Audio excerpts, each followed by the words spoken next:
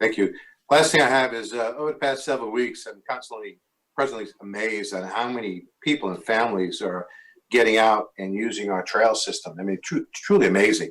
I mean, I've been doing quite a bit of walking myself, and the level of people using our trails and our parks, it's more than doubled in some sections, or much higher than that. And kudos to our residents for getting out there. And I think we're truly blessed to have the surroundings that we have here in Seminole County and our natural resources. It's a good thing that our logo says Florida's natural choice. With that, I've been reading our sustainability elements in my spare time. And I have a lot of spare time these days, being furloughed from Disney. And under the conservation elements, we have the Geneva Freshwater Lens, McIver River, how shall we grow, wetlands regulations.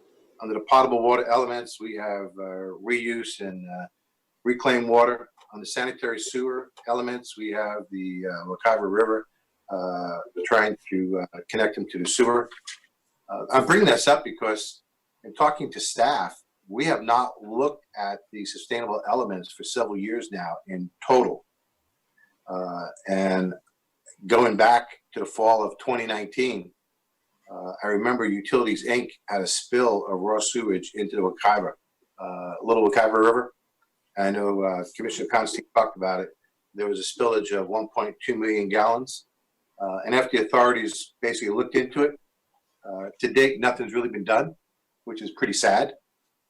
A few weeks ago, I was able to go down the river myself, and I saw quite a bit of the residual effect. At least I think it's the residual effect of the spill. And you can see a lot of algae on the eelgrass.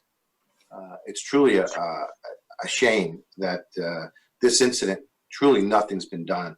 And so because of that, I want us to take a look at our sustainable elements and our policies to make sure that we're looking at it correctly.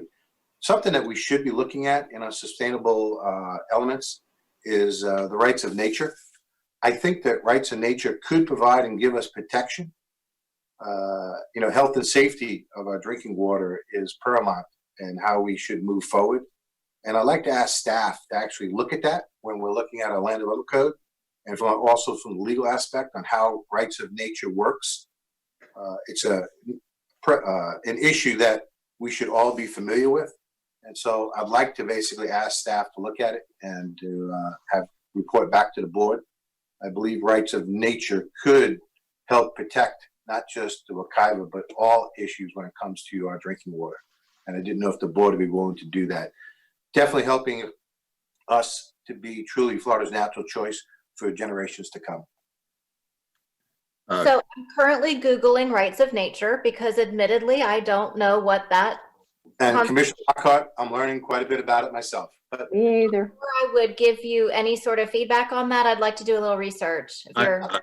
I'd be happy to support staff doing whatever research, anything to support the wildlife in our county. I mean, we continue to see wild turkeys. I saw wild turkeys that were hit on the roadway this past weekend, which rare do you ever see a wild turkey that gets hit by a car, but I actually saw 2 this past weekend in our county. wow. As well as the deer, the gopher tortoise, and all those other ones. So yeah, I would be interested in looking at that if staff can do some research and report back to us. I think certainly it's worthwhile to look at in the staff, and especially when you're coming to, our drinking water. So. Certainly would like to understand what that means. So. And That's why we're having staff look at it. That's why I'd like to have staff have an unbiased look at it, both from a policy standpoint, from the planning department as well as the legal department. Okay. And in my report, thank you. Okay, thank you.